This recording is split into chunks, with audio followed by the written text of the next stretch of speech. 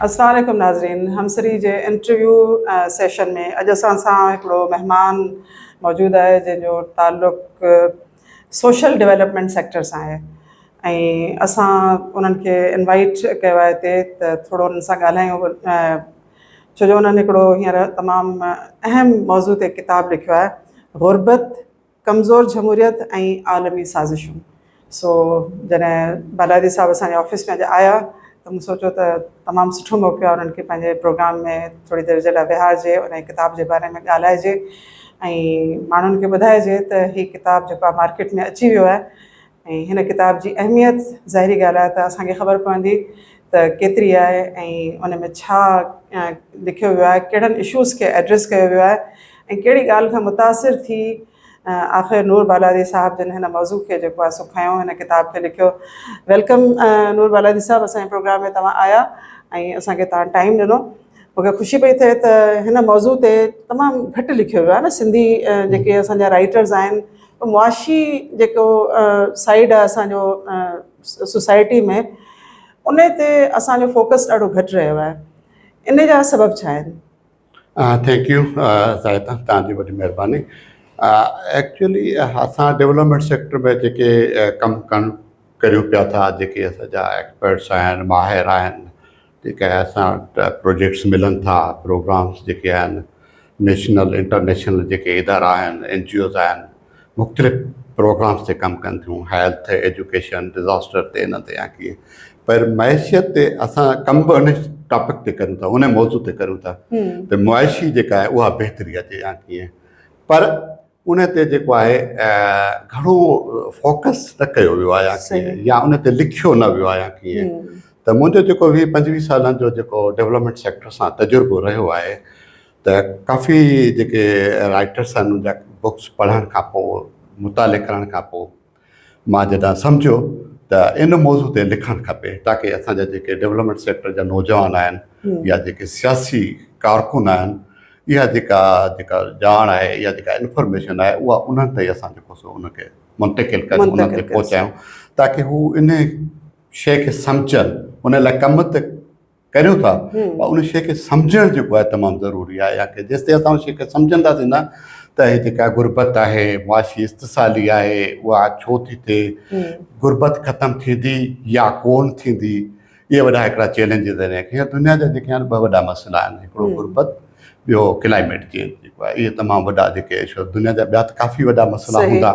पर मां सम्झां थो त गुरबत जेको आहे तमामु वॾो मसइलो आहे ऐं क्लाइमेट चेंज वॾो मसइलो आहे। वली साहब, असांखे ॿुधायो त पाकिस्तान में गुरबत छो आहे, जॾहिं त असां वटि तमामु सुठी जेका आहे असां हिकिड़ी ज़मीन मौजूदु आहे एग्रीकल्चर जे लाइ,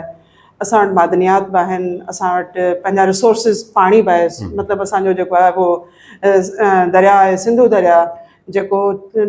चइनी सूबनि खे जेको आहे सो सैराब थो करे। ऐं उन खां अलावा असां वटि तमामु सुठी जेका आहे सा ईअं चइजे त 4 मौसमनि जी जेका नेमत मौजूदु आहे। पर कहिड़ी शइ आहे जंहिंजे करे गुरबत जेका आहे उहा असां वटि ख़तमु नथी थिए ऐं असांखे बार बार IMF वटि वञिणो थो पवे? उन जा सबब छा आहिनि? उन जा फैक्टर्स जेके आहिनि, केतिरा ई फैक्टर्स थी सघनि था गुरबत जा जेके आहिनि। जेकॾहिं असां लोकली ॾिसूं त लोकली तरह ते जेको आहे, जेको ग़रीब आहे, उनजी मुआशी इस्तिसाली जेको आहे, उतां जो जेको लोकल माण्हू आहे, जेको कर्ज़ जी सूरत में जेको आहे कर्ज़ ॾेई ऐं उनजो इस्तिसाल करे थो, ऐं मौलवी, मुला, पीर, वॾेरा, जागीरदार, ठीकु आहे, लोकल सतह ते जेको आहे उहे जेको आहे ग़रीबनि जो मुआशी इस्तिसाल, समाजी इस्तिसाल कनि था या कीअं।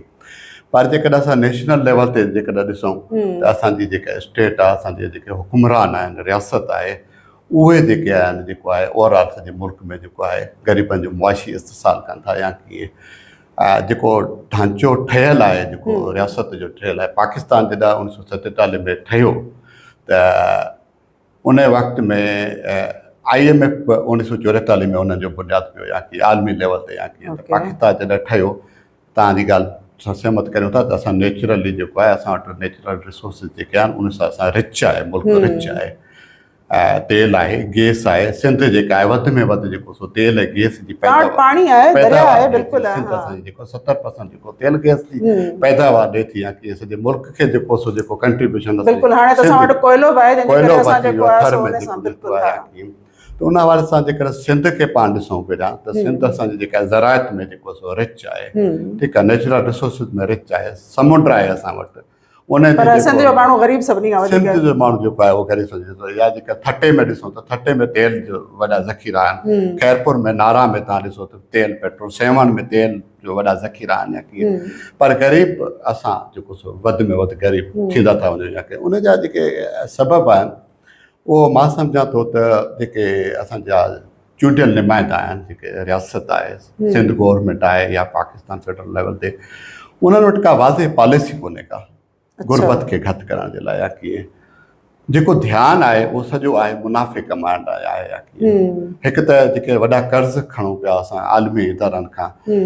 1950 खां कर्ज़ खणण यया जे दौर में जेको आहे कर्ज़ खणण जो असां जेको सो गोॾा खोलियासीं आलमी इदारनि जे अॻियां। उन खां पोइ जेके बि हुकूमतूं आयूं आहिनि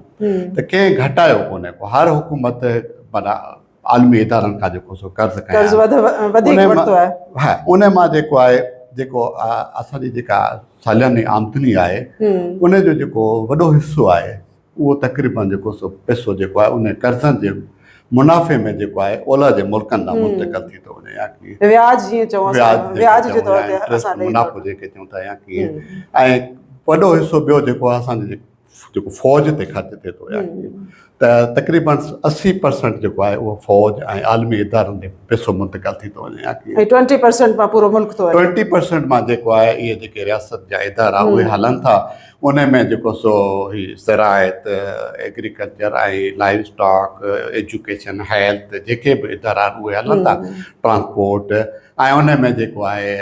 रियासत जा जेके वॾा प्रोटोकॉल्स, ठठ ठांगर, करप्शन बि उनखे असां चई सघूं उहे शामिल आहिनि। हाणे 20% मां जेको आहे कहिड़ी डेवलपमेंट जी तवक़ा करे सघे थी या कीअं। त उन जे करे जेको आहे ग़रीब जेको आहे उहो ग़रीब थींदो थो वञे ऐं अमीर जेको आहे उहो ॾींहों ॾींहुं अमीर थींदो थो वञे। उहा वाज़े पॉलिसी जेका आहे गुरबत खे घटाइण जे लाइ जेका आहे उहा नज़र नथी अचे। अच्छा, हीअ तव्हांजो किताबु आहे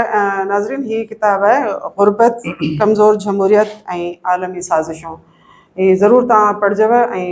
उमेदु आहे त तव्हांखे बि हिन मौज़ू ते तमामु घणी ॼाण मिलंदी। त तव्हां मूंखे ॿुधायो त हिन किताब में तव्हां गुरबत जा जेके सबब आहिनि उहे कहिड़ा ॿुधाया आहिनि ऐं असांजी कमज़ोर जमहूरियत इन मां तव्हांजो जेको आहे सो मक़सदु छा आहे त कमज़ोर जमहूरियत, असांजी कमज़ोर जमहूरियत जे करे असां ग़रीब आहियूं या असांजी गुरबत जे करे जमहूरियत कमज़ोर थी वई आहे, इन खे थोरो डिफाइन कजो। गुरबत जा जेके सबब आहिनि उहे मां तव्हांखे ॿुधां त हिकिड़ा नंढा सबब आहिनि। लोकली सतह ते जेको आहे उते जेको ॻोठ जो ज़मींदार आहे या इलाइक़े जो ज़मींदार आहे, ज़िले जो जेको ज़मींदार आहे उहो उते उन्हनि जो जेको सो इस्तेसाल करे थो या की तइलीम जेका आहे उनखे उहो वधणु नथो ॾिए। हेल्थ जा इदारा उन जे कंट्रोल में आहिनि, जेके तइलीम जा इदारा उन जे कब्ज़े में कंट्रोल में आहिनि। त फ़र्द जेको आहे फ़र्द खां वठी आलमी इदारनि ते जेके बि रियासतूं उहे सभु जेके आहिनि उहे जेको आहे सो आवाम जो ग़रीब जो जेको सो मुआशी इस्तेसाल कंदा या कीअं। त उन करे मां सम्झां थो त इहो फैक्टर हिकिड़ो आहे त मौलवी जेके आहिनि उहे जेको सो माण्हुनि खे इहो था ॿुधाइनि त बाबा निमाज़ूं पढ़ो, मरी वेंदो, कुझु कोन थींदो, आख़िरत में जन्नत में ईंदो, हिकिड़ो इहो जेको दड़को मिले थो। त ग़रीब वटि जेको आहे जेका दुनिया जी 8 अरब आबादी आहे या पाकिस्तान जी जेका 24 करोड़ आबादी आहे त 65% जेको आहे उहो ग़रीब माण्हू आहे जेको ज़रायत ते कमु करे थो, मज़दूर तबको आहे, उन वटि तालीम कोन्हे का, उन करे हुन वटि थोरो शौर बि कोन्हे को जेको इन शयुनि खे सम्झी सघे। इन जो मतिलबु आहे त तालीम जेका आहे उन जो ताल्लुक़ असांजी गुरबत सां डायरेक्ट आहे न।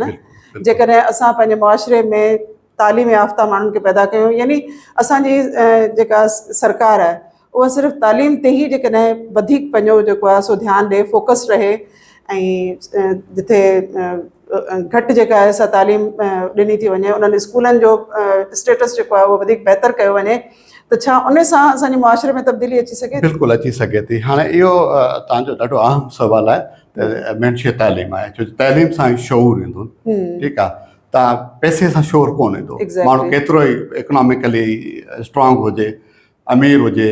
त उन सां शोर न ईंदो शोर ईंदो इल्म सां इल्म ईंदो सां। तइलीम सां ईंदो ऐं पढ़ण सां ईंदो या कीअं त असां जेकॾहिं ॾिसूं त जेको असांजे ॿारनि खे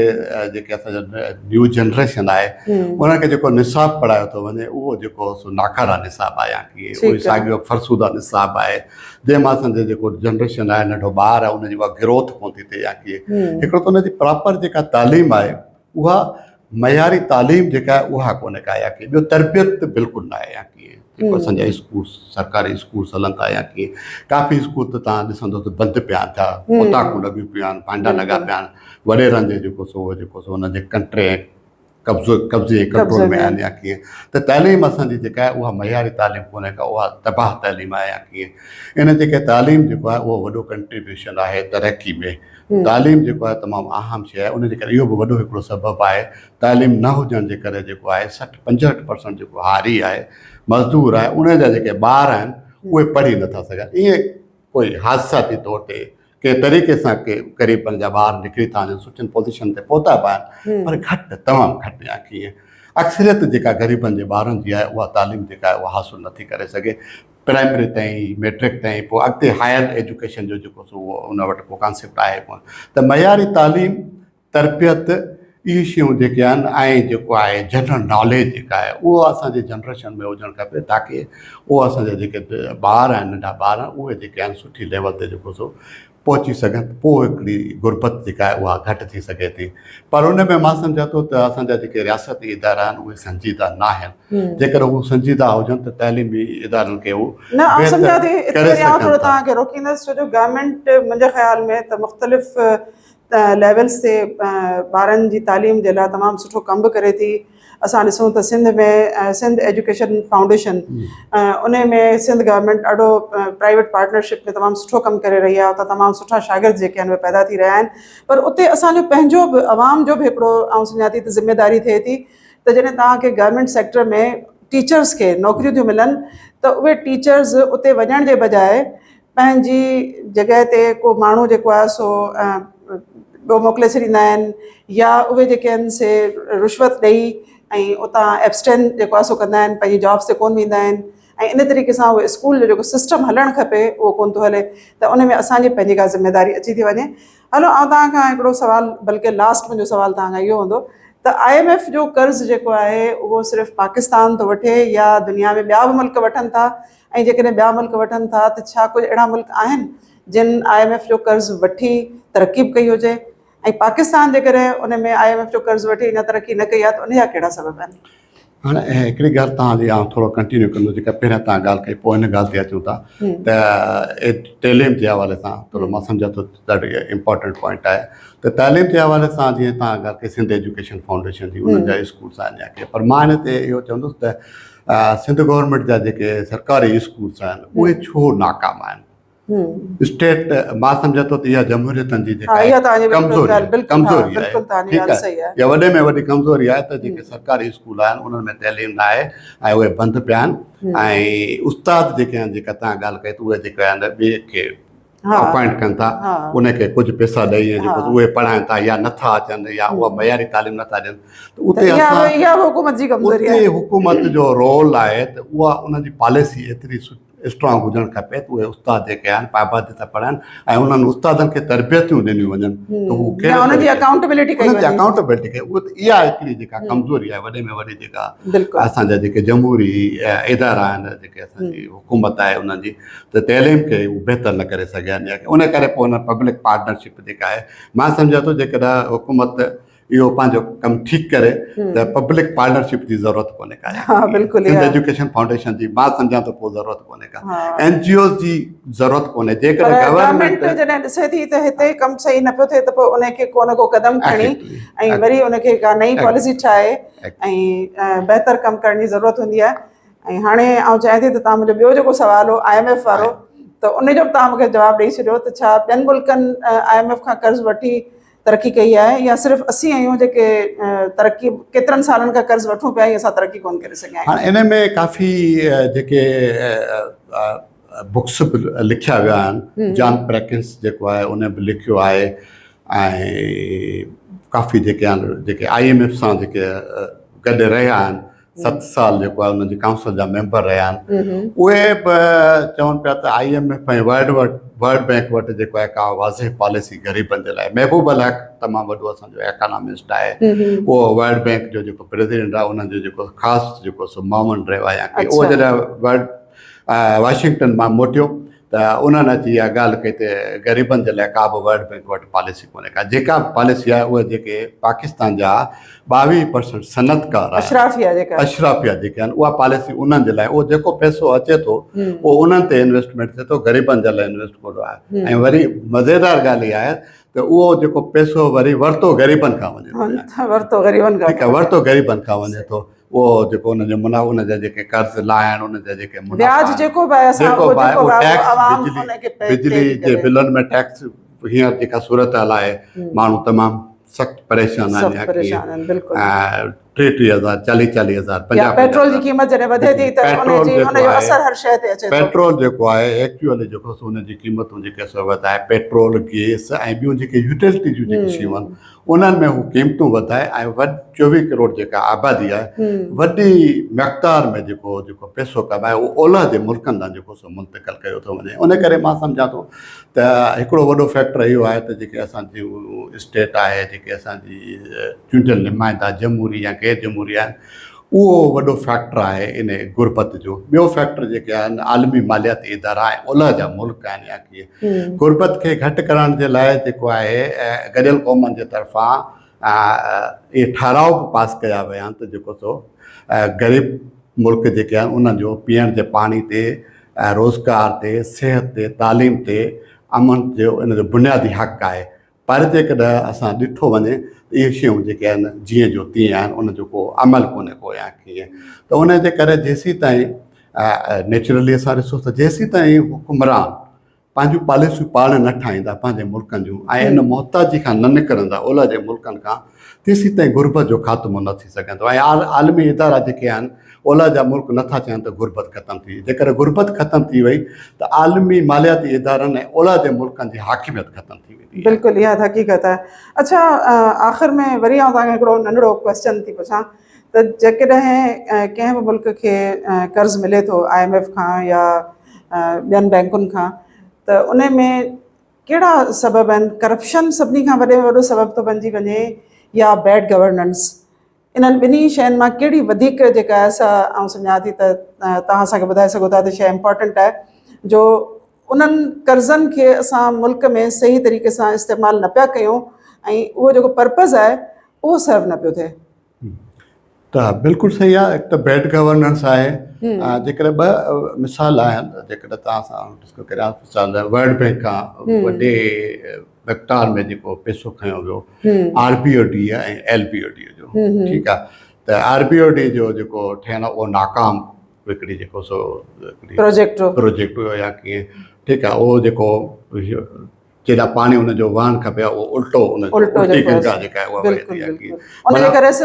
ज़मीनूं ख़राब थियूं ऐं उहो जेको पैसो खयो वर्ल्ड बैंक आहे उनजो जेको मुनाफ़ो भरियूं पिया था उहो जेको आहे सॼो असांजे जेको सिंध जो आवाम भरे पियो या जेको सॼी बजट ते असरु पए थो या कीअं वरी जेको LBOD ठहियो जेको पंजाब खां जेको सो अचे पियो सॼो हितां सेवण खां विधे हिनजी जेका प्लानिंग विधे जामशोरे खां विधे हिनखे जेको गंद किचिरो जेको पॉल्यूशन आहे सॼो समुंड में चले। हैरत थी ॻाल्हि आहे त दुनिया जा माण्हू पंहिंजे समुंडनि जो पंहिंजे दरियाहनि जो पंहिंजे रिसोर्स जो वॾो ख्यालु कंदा आहिनि बल्कि उन्हनि खे हिकिड़े इंसान वांगुरु जेको ठीकु आहे हिते असां वटि उनखे जेको सो पॉल्यूटेड कयो थो वञे। कराची जी जेका आबादी आहे उनजो जेको बि किचिरो आहे उहो सॼो समुंड में बग़ैर ट्रीटमेंट जे वरी पंजाब खां जेको आहे असांजी मंछर ढंढ जेका एशिया जी वॾे में वॾे ढंढ आहे इन प्रोजेक्ट जे करे उहा मंछर ढंढ तबाह थी वई ऐं माहीगरनि जो वॾो रोज़गार हूंदो मंछर ढंढ ते उहो जेको आहे मुकमल तबाह थी आहे। माहीगीर जेके आहे तमामु ख़ुशहाल हूंदा मच्छी मारे ऐं मार्केटिंग जेको सो करे बिज़नेस कंदा या कीअं फूड सोर्स हूंदो त उन जे करे ही जेके पॉलिसियूं ठहनि थियूं जेके मनसूबा ठहनि था उन्हनि जो को फ़ाइदे जे बजाए जेको सो नुक़सानु ई पियो आहे या कीअं, त उनजे करे अहिड़े क़िस्म जूं जेके पॉलिसियूं न ठाहियूं वञनि, अहिड़ा मनसूबा न ठाहिया वञनि जेके नुक़सानदा हुजनि, जिते वॾो पैसो ज़ाया थिए थो या कीअं। त जेकॾहिं हुकुमरान चाहिनि त हू पंहिंजा नेचुरल रिसोर्सिस आहिनि, पंहिंजी GDP जेका आहे उन में अंदरूनी जेका असांजी डोमेस्टिक जेका सेविंग आहे उन मां हू बहितर तरक़ी करे सघनि था या की पंहिंजी तालीम खे बहितर कनि, जेके रोज़गार आहिनि उन्हनि खे जेको नौजवान जो रोज़गार उनखे रोज़गार मुहैया कनि, त यकीनन माना ही मुल्क तरक़ी करे सघे थो। नामुमकिन न आहे, पर ॻाल्हि आहे नियतनि जी। हा बिल्कुलु, नियतुनि जी ऐं उन सां पॉलिसियुनि सां ई उन्हनि जी जेका नियत जेका पॉलिसियूं आहिनि, पॉलिसियूं ठहियल आहिनि, पर उन ते आइन असां वटि मौजूदु आहे, पर उन आइन जे जेको सो उबतर सॼो कुझु थिए थो या कीअं। थैंक यू सो मच नूर बालाजी साहब, तव्हांजी वॾी महिरबानी, तव्हां असांजे प्रोग्राम में आया। नाज़रीन, उमेदु आहे त बालाजी साहब सां असांजी जेका थोरी ॻाल्हि ॿोल थी आहे त असांजे मुल्क में कीअं IMF खां कर्ज़ बि वरितो थो वञे, पर को बि अहिड़ो को समाजी इनकलाब असांखे नज़र नथो अचे जंहिंसां आवाम खे फ़ाइदो पहुचे, बल्कि उन्हनि कर्ज़नि वठण खां पोइ असांजे मथां वधीक टैक्स लॻाए असांखे ज़ेर बार कयो थो वञे, ऐं उनजो फ़ाइदो जेको आहे उहो चंद अमीर जेके घराणा आहिनि जिन खे असां अशराफिया चऊं था उन्हनि खे पहुचे थो, ऐं मुल्क में असांखे का बि उहा समाजी तब्दीली नज़र नथी अचे जंहिंसां असीं चऊं त असां हिकिड़ी फलाही रियासत जे तौर ते असां पाकिस्तान खे तरक़ी कंदे ॾिसंदा हुजूं। उमेदु आहे त असांजा जेके हुकुमरान आहिनि उन्हनि जे ज़हननि में का न का अहिड़ी तब्दीली ईंदी जंहिंसां असांजो मुस्तक़बिल तब्दील थी सघंदो। ऐं अॼु जो प्रोग्राम जेकॾहिं तव्हांखे पसंदि आयो हुजे त पंहिंजो कमेंट करे असांखे ज़रूरु ॿुधाइजो। अलाह वाही।